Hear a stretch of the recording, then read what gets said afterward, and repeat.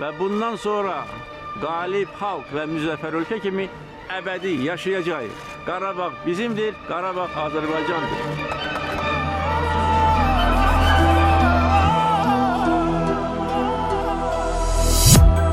Nifrete çevrildi bakışlarınız, kanlı sökülerde nakışlarınız, günlere yer kondu baş taşlarınız,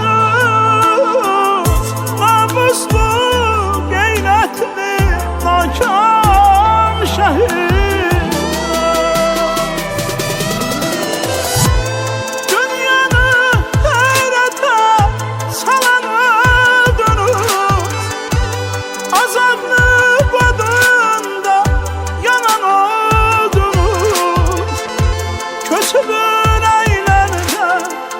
Kalan oldunuz, unutmadılar mı sizi şehit?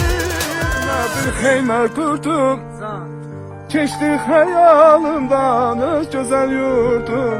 Dumanlar başımda dastana döndü, dastana döndü. Keçdi xəyalımdan öz gözəl yurdum.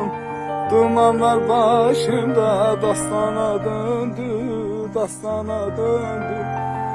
Deyirlər bülbülə çəmən yaxşıdır, insan üçün laləzar vətən yaxşıdır. Şair sorma vətən nədən yaxşıdır. Adı gəncə könül dastana döndü, dastana döndü. Şair sorma nədən vətən yaxşıdır. Adı gəlcə könlüm dastana döndü, dastana döndü.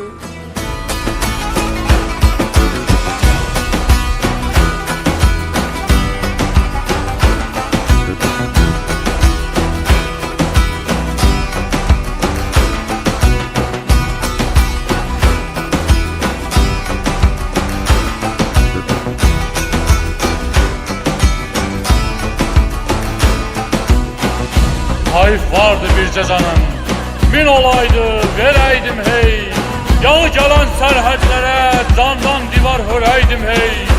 Parça parça olaydım ben, yurdu bütöv göreydim hey. Zövq alardım her acıdan, ağrımazdı birce yaram.